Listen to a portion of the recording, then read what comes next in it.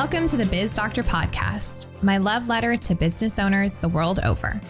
I'm your host, Lauren Goldstein, award-winning business consultant and advisor fondly nicknamed the Biz Doctor by my clients.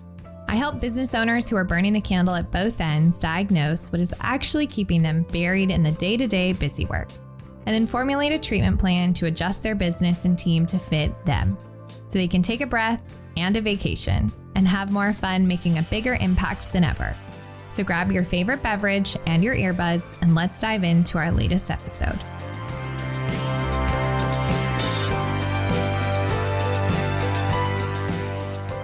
One of the biggest challenges I see my small business owner clients face is scalability, or more specifically, growing the business without feeling like it's all on them.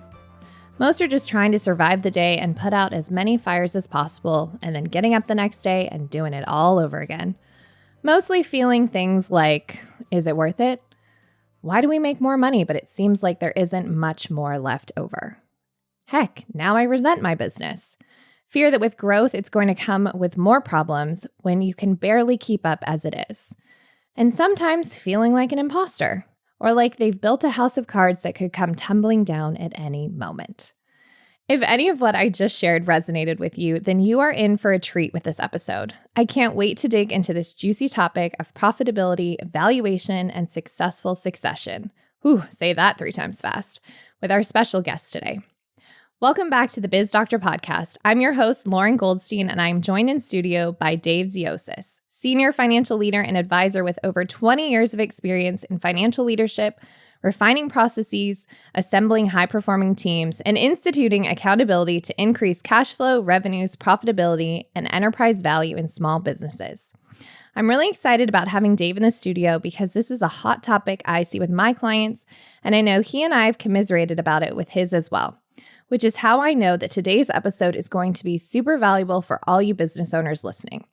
What I'm most looking forward to is talking through what exactly it means to set your business up for succession ease today, even if you don't know if you are or when you might exit your business. Spoiler alert, doing this regardless of your exit plan will make your business more profitable and sustainable, so stick with me.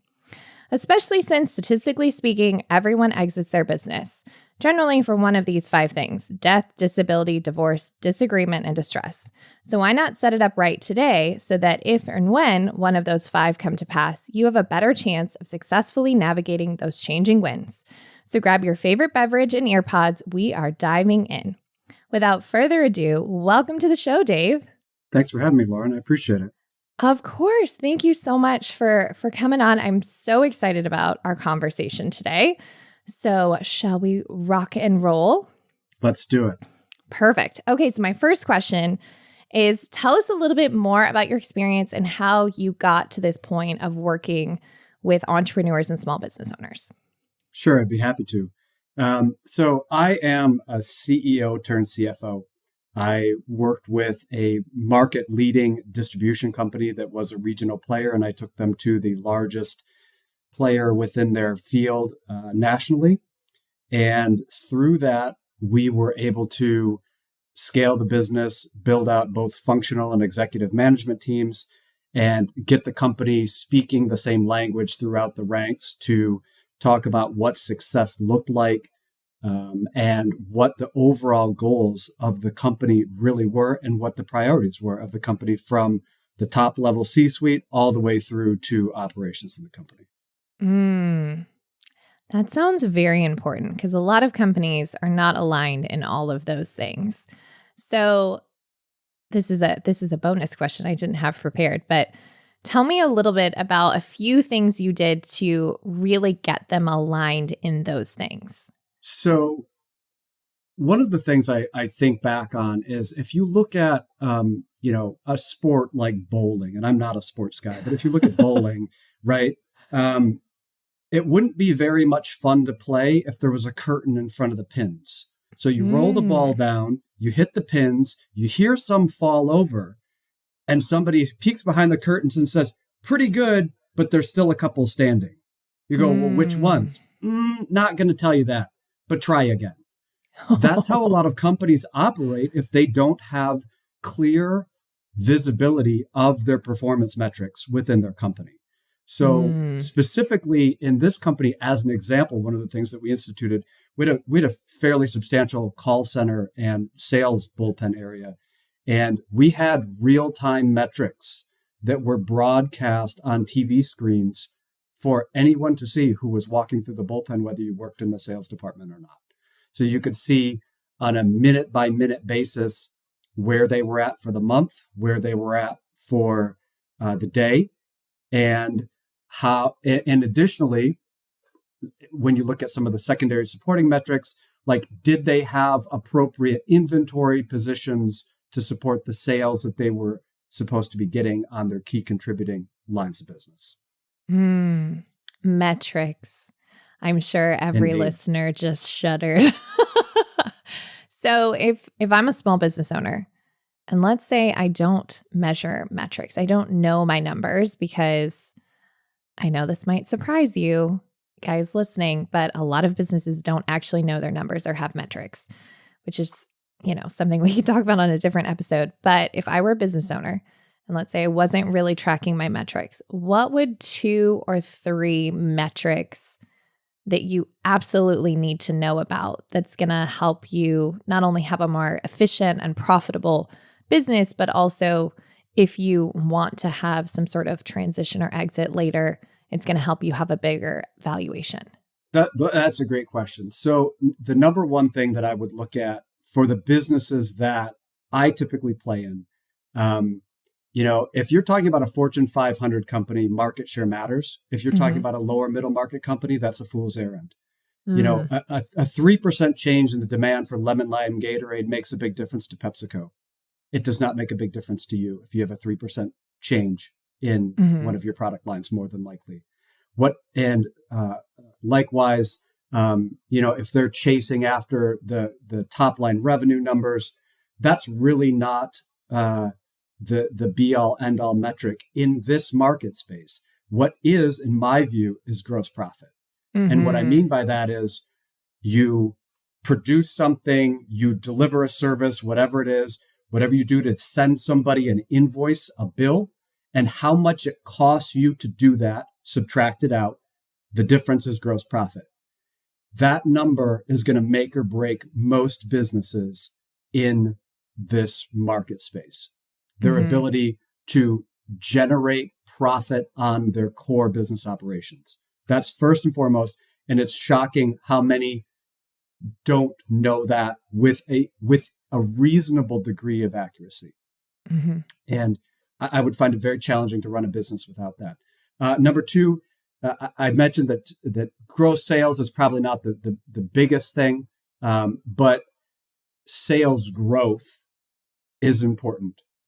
When a company is looking to exit or when a company is being evaluated, its trajectory of revenue performance is a big deal. And even more so, I would argue, than cash flow. Now, I'm not talking about profit, I'm talking about cash. So you can be in a cash pinch and have good growth in your revenue stream and have a good valuation. That's just a financing issue, is obtaining enough operating capital through financing to support the growth. Growth is expensive. It takes money, right? But having a decent sales growth is important. And then the contributing factor that's the leader of valuation methodology in this space is EBITDA, which is earnings before interest, taxes, depreciation, and amortization. So that's a fancy way of saying, like, basically what your plug and play value is, right? Everybody's cost of borrowing, cost of interest is going to be different based on their circumstances or their preferences. Their tax situation may be different. How they're handling depreciation on assets may be different. So those all get added back, right? So you have net income and you add all those back and you end with this EBITDA number. Hugely important, especially because, look, I've never had a client that keeps 2 sets of books where they're like, well, we have our real financials and then we have tax books. They don't have that. They do it based on tax, and you look at their numbers and you go, oh my gosh, you lost $500,000 in December. Why? Well, it's all these huge depreciation adjustments, right?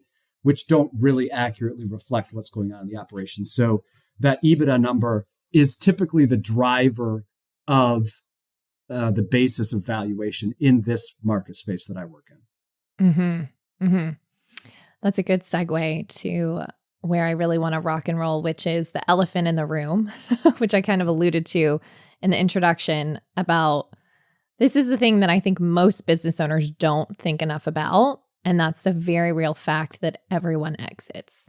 So I'd love to hear your opinion on that and what you're seeing just in the marketplace, in the landscape, in your clients, etc. Sure. And you're right. Everyone exits their business. So you better plan for how you would like that to look.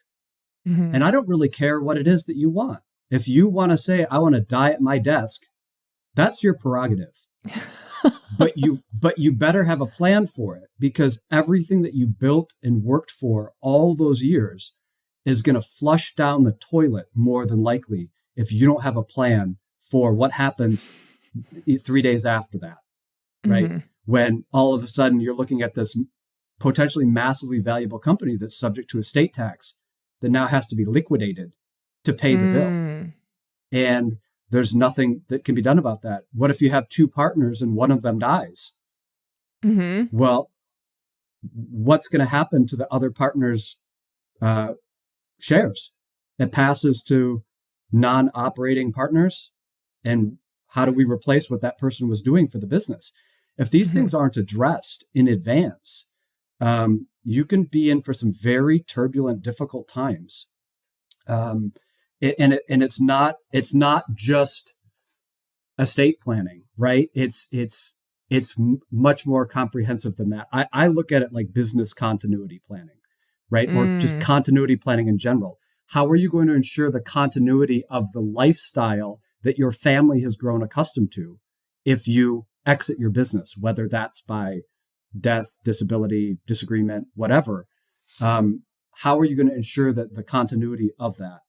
And the having what we refer to as sort of like an advanced due diligence process really helps to facilitate some of those conversations. So, and some of them, you end up with a situation where you have a majority owner that has employees who are minority owners. How are you going to deal with them? What are you going to do with them in an exit? Like, how they can jam you up. Like, are you going to buy out a non-involved partner prior to an exit? I mean, these are all questions that are worth looking at, and there is no unsolvable problem, and there's not necessarily any right answer. It's a matter of what the business owner is looking for, which is why when I talk with business owners, the first question that I ask them is, what does an ideal sale or transfer your business look like? And oftentimes I get the deer in the headlights look, and they go, Dave, I need an operating line of credit, right? That's what I need to talk to you about. I have an operating capital problem. And it's like, I understand that, but why are we doing this? Why are you getting up every day and continuing to do this work that you're doing? What's your vision for the future? And being able to, do the Simon Sinek thing, begin with the end in mind, like, that's critical to being able to arrive at a successful transition point, whatever that successful transition point looks like for them. Now, if you're tempted to tune us out because you're like, I'm not going to sell my business, I want you to hear me when I say an exit doesn't have to necessarily be you're selling your business or you're being acquired. It could be, brace yourself for this, that you want to work less. Like, that's really an exit. And so I think that, this is a conversation I have with every client I do a diagnostic with, very similar to you, Dave, where I'm like, what is the vision? What are we doing? When do you want to, work half the time and continue to draw from the business? Or what does that look like? And so I'm curious for you, because I too get a little bit of resistance or the bristling of we don't need to talk about this because I'm not selling my business or I'm not going to get acquired by Nike or Google, because I work with a lot of professional services businesses where the owner is also the expert. And so I think sometimes they have a hard time wrapping their brain around, if we extricate you out of that expertise bottleneck, your business, your practice, et cetera, can live on as a legacy without you having to run it all. So how do you get through the resistance and help people understand this succession continuity planning in a different way so they're more proactive with it? Yeah, I think that's an interesting challenge. And one of the things that I look at with this is oftentimes when I talk with business owners, what I find is they don't own a business. They own a lucrative job. Yes. I say something very similar. Right. And it's like, okay, and it's hard to argue with them sometimes when they're like, look, I'm making all in, I'm making $500,000 a year. I'm working my tail off, but I'm making $500,000 a year. And that's good. And economically speaking, one could make the argument that is good, but what's not good is the day you stop doing it. Maybe not the day, but I mean, we all know you disappear for 2 weeks and you come back and you go, what did you guys do while I was gone? Oh my gosh, all this stuff was like a catastrophe. Everything's on fire and right. Like, so my question when I kind of go down that road is, would you like that to stop? Would you like to be able to go on vacation, like for real? And sometimes, you get the sort of defensive pushback. I was on vacation last month. Cool. How many times did you check your bank balance to make sure you're going to make payroll? Yeah. Or your emails. Oh, right. Would you like that to stop? Right. And if you can get them out of the mindset of, I work in this company versus I work on this company. That's a huge transition. And very frankly, some folks don't want to make it. Yeah. And that's fine. That's totally fine. But understand that what you have is a lucrative job and you're not going to be able to effectively transition that to someone else and earn a real premium on it in most cases. Right? Like if you have some significant intellectual property that's different or a lot of asset base, but if you're doing the work and, you're running the company and if you disappear, the company kind of disappears. That's the situation that you want to divorce yourself from and start. And my recommendations revolve around like, what would it look like for you to train a successor, right? What would it look like for you to step out of those roles that even if someone can't do them better, right? The principle is if someone can do it 80% as well as you, you outsource it, right? And I often, when you talk about running a business or running a team or any of those concepts, I equate that to if you ever go to like a symphony and you watch the conductor. Yeah. The conductor is controlling everything and doesn't make a sound. Yep. Right? The conductor does not need to know how to play the first violin's part. It's so true. He does not need to go back and play the timpani. He needs to know what's on the page and the plan of the music, and he needs to extract from his people what they need to do. And they're the virtuosos in their space. You're the conductor. Yes. That's really kind of the management role, in my opinion. I love that. I think that's why we have so much synergy and can commiserate, because what I do for my clients is getting them out of that operator role into their owner role. And so they can have that true entrepreneurial freedom. Because I say a lot of times, just like you don't have a business, you have a job disguised as a business. And I think that that's something really important for things to think about. And for me, where I bring in my neuroscience background is the identity work around separating their sense of value and purpose from the business. Because if you don't address that, then it's very hard to extricate them, let alone succession plan.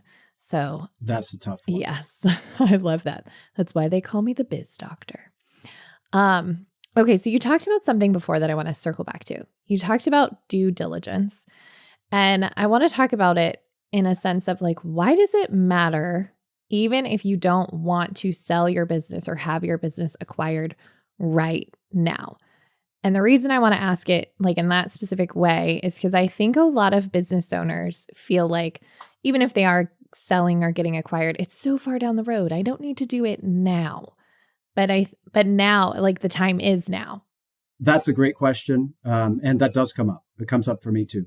And my answer in general and from a high level is all of the things that you would do to make a business attractive for an acquisition are incredibly similar, if not the same, to the things that you would do to make your business easier to run and make you more money. Oh, isn't that interesting? It's really that simple, right? Because an acquirer is going to come, they don't want a job.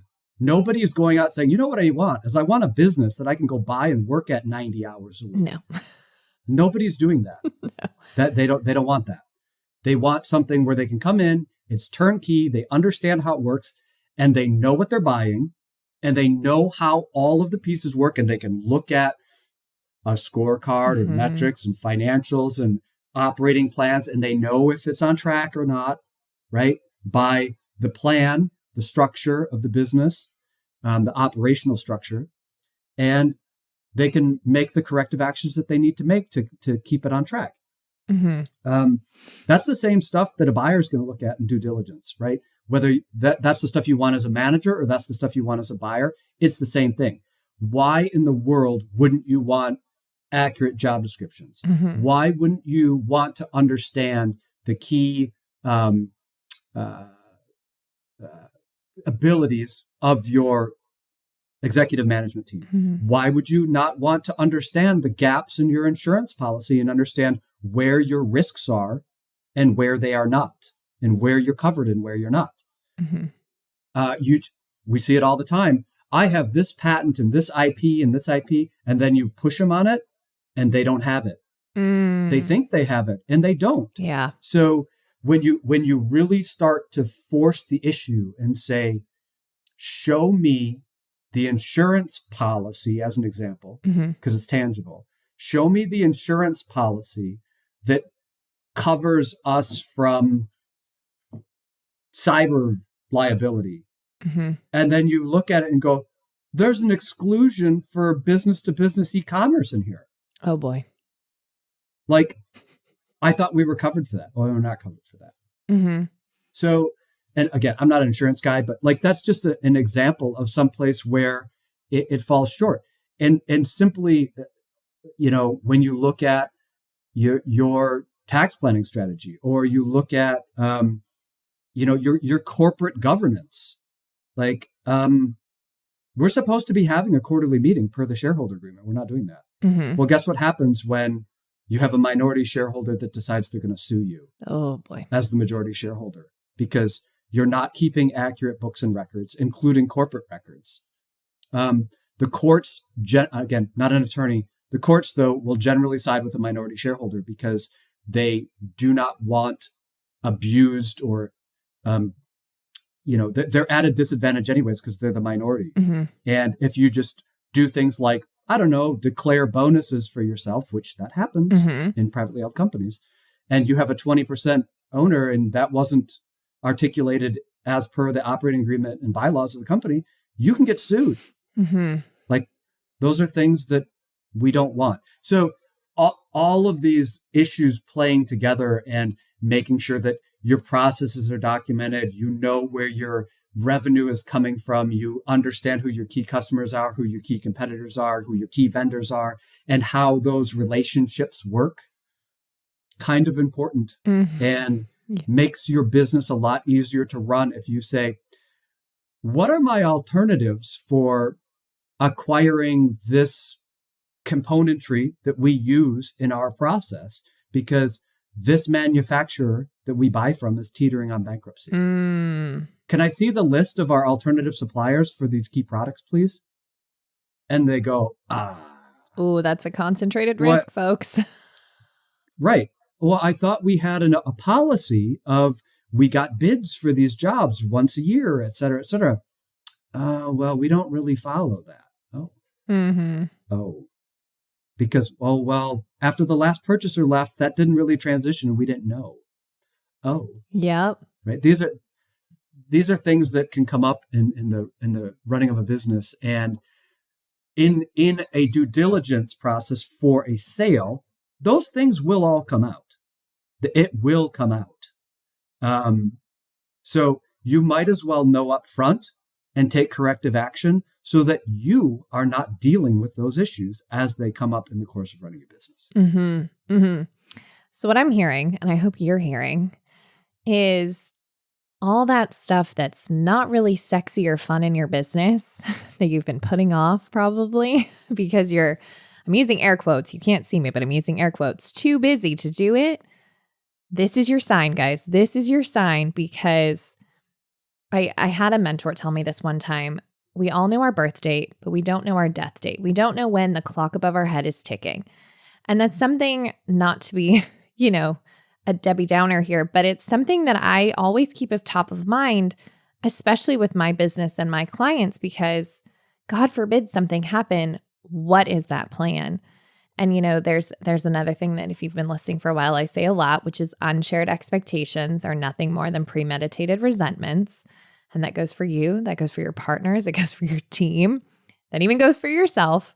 And so doing the due diligence now, heck, it could be great to just have a due diligence checklist once a year that you go through and you're just like, all right, here we go. It's kind of, I don't know, I almost equate it to going to the doctor for your annual checkup. It really is so impactful for your business's health.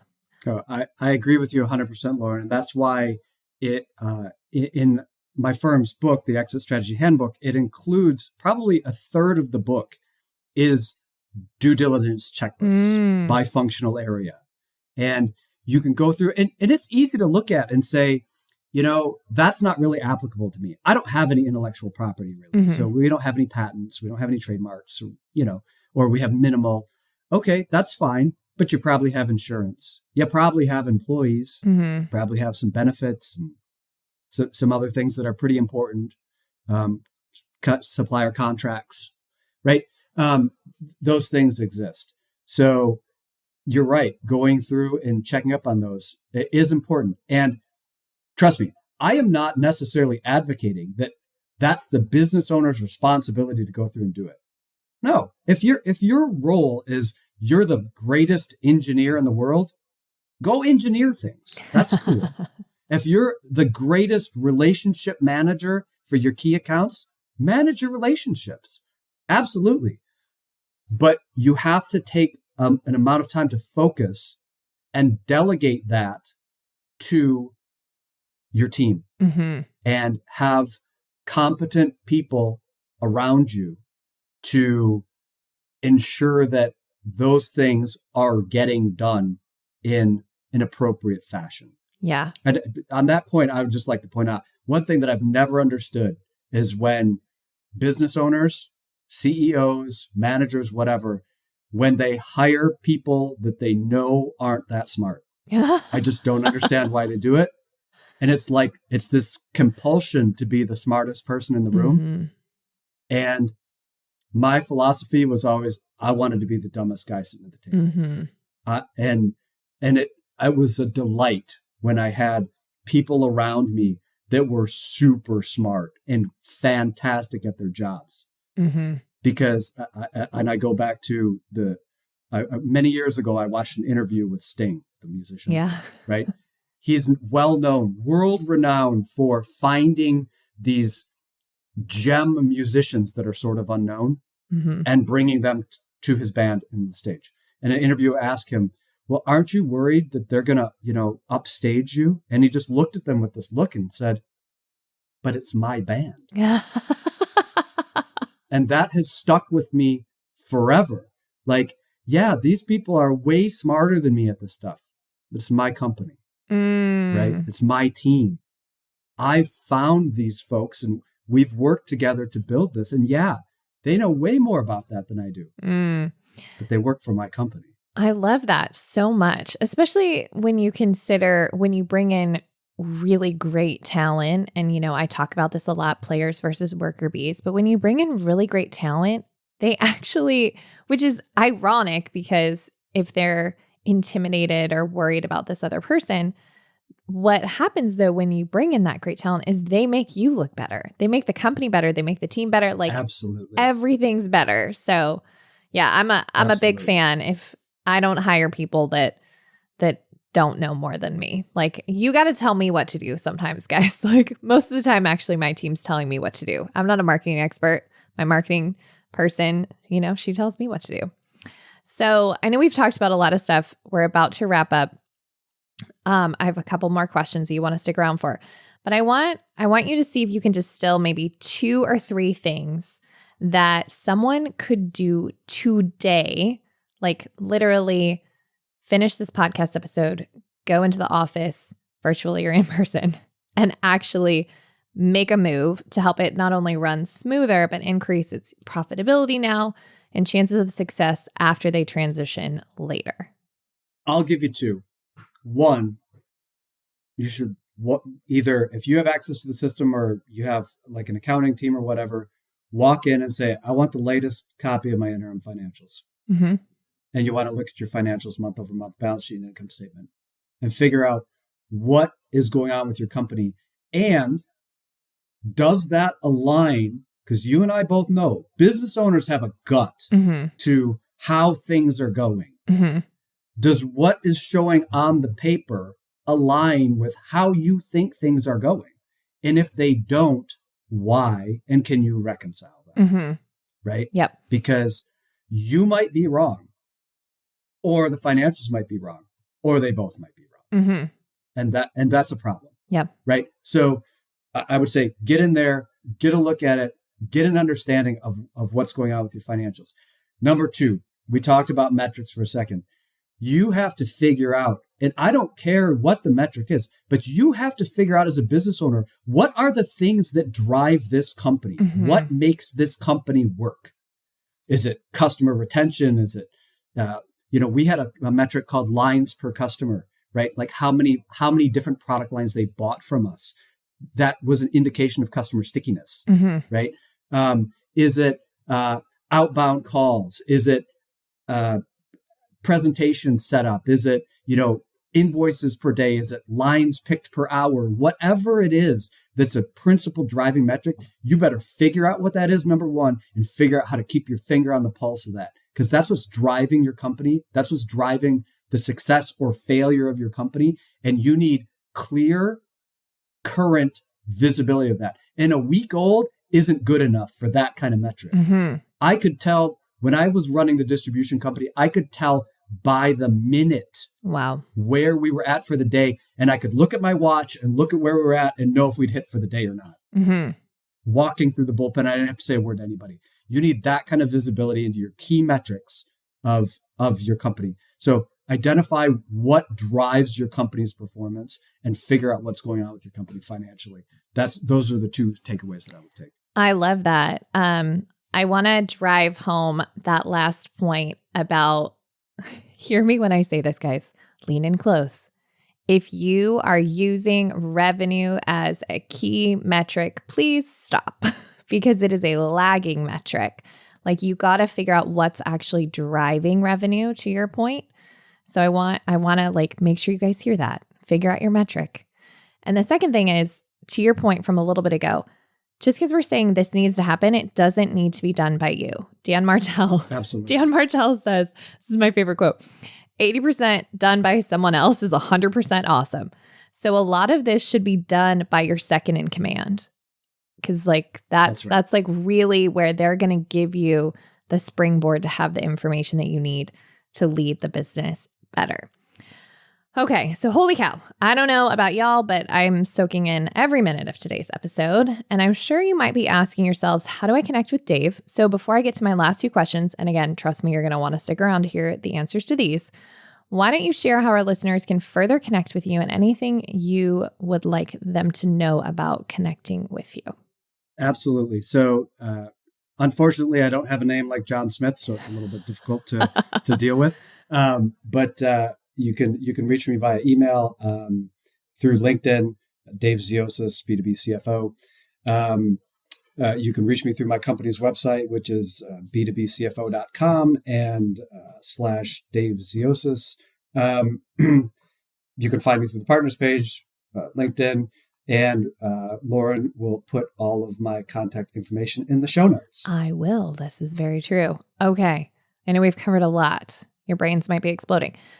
But are there any one last nugget or thing that you're going to be like, gosh, I wish I would have said that? Or put differently, what don't people ask you that you wish they would? How can I drive my business to optimize its value? Okay. And what I mean by that is, at the end of the day, when you really have two levers that you can pull for valuation. And one is driving EBITDA, which is essentially a measure of profitability. And part of that is making sure you understand when you're doing a valuation, the adjustments to EBITDA that are appropriate, right? One-time non-recurring charges, the fact that you pay your kid $80,000 a year who doesn't actually work there. Those are all adjustments that come out. So understanding how that works. So driving EBITDA, maximizing the EBITDA value, right? But then the other lever that oftentimes gets neglected is the multiple. How do I get from a 4 to a 6? Well, it's all the things we've been talking about in this advanced due diligence. It's all of the things of having, if you sell a car, you don't want bald tires, old oil, no gas in it, dirty seats, fogged out headlights, right? Dirty. You want it detailed, cleaned up, shine. It's still the same truck with 150,000 miles on it, but one looks like it just rolled off the showroom floor and the other one's right? You want to shine that thing up as much as you can, because at the end of the day, the buyer pays a premium. So the things that we've talked about in the advanced due diligence process are the detailing. That's the shine. And you're talking about if you have $1 million in EBITDA and you're going from a 5 to a 6 multiple, that's $1 million in your pocket, right? That's substantial. So you really need to figure out what it is that drives your company's EBITDA and what drives a buyer's perception of the value. Because your perception of the value as a seller doesn't matter. Only the buyer's valuation matters. Very true. You can pitch it all you want, but at the end of the day, they're going to see the value how they're going to see it. And driving to that number is something that I wish more people would focus on. Oh, that was a true golden nugget moment right there. Thank you. Okay, last question. I ask all my guests, what is a book that you think every entrepreneur or business owner should read and why? There are so many good ones. I will give an honorable mention to Traction by Gino Wickman. Okay. I'm a big EOS fan guy. I think it's a fantastic operating system. Whether or not you choose to work with an EOS implementer, integrator or not, I think the system puts everybody on the same page. That's great. But for me, I like Mastering the Rockefeller Habits, Vern Harnish. Okay. And that book, the as simple as it is, the concept of you write down the 3 most important things that need to happen in your company and you fold it up and you put it in your pocket. And then you walk around and people start saying dumb things to you to distract you. And this is on fire and that's on fire and this is a crisis and that's a crisis. You pull out the sheet of paper, you look at it and go, that doesn't matter. Okay. That's going to have to smolder for a minute because that is not actually what the crisis is. That sounds like a very powerful book. I'm going to add that to my Amazon cart momentarily. It's a good one. Awesome. Okay. Well, that is it. Sadly, we are winding down, but thank you so much for being on the show. I have gotten a ton out of this. I know our listeners have as well. So thank you for coming on and sharing all of your expertise with us. I really appreciate it. It was a pleasure and a privilege. Thank you, Lauren. Of course. All right, guys, sadly, that is it for this week's episode. Thank you so much for listening in. If anything we shared sparked something in you, We'd love for you to rate and review our show and share this episode with your friends or other business owners. Also, I'd so love hearing from you, so let's connect. Tag or DM me on Instagram at It's Lauren Goldstein or LinkedIn or wherever you hang out on interwebs. Lastly, don't forget to subscribe so you are the first to get notified when our next episode is live and ready for your ears. Thanks so much for listening. Until next time.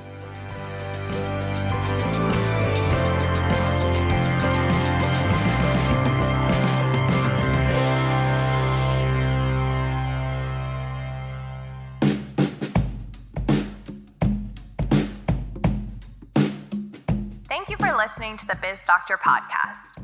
Now, I like to say that friends don't let friends WebMD your business. So if you're wondering what your next steps could be, here are some options for you. No matter what, head to the show notes or to my website, goldenkeypartnership.com, for some impactful resources to support you getting out from under your business. That's also where you'll find the links to learn more about our services and how we support business owners, just like you, who are ready to make the successful jump from business operator in the trenches to visionary business owner with more freedom and flexibility. All of that info is on our website, so pop on over to learn more or get in touch. goldenkeypartnership.com. Finally, if you love the Biz Doctor Podcast, I'd be so grateful if you would share it with your friends and network and give us a 5-star rating or review wherever you listen to your podcast.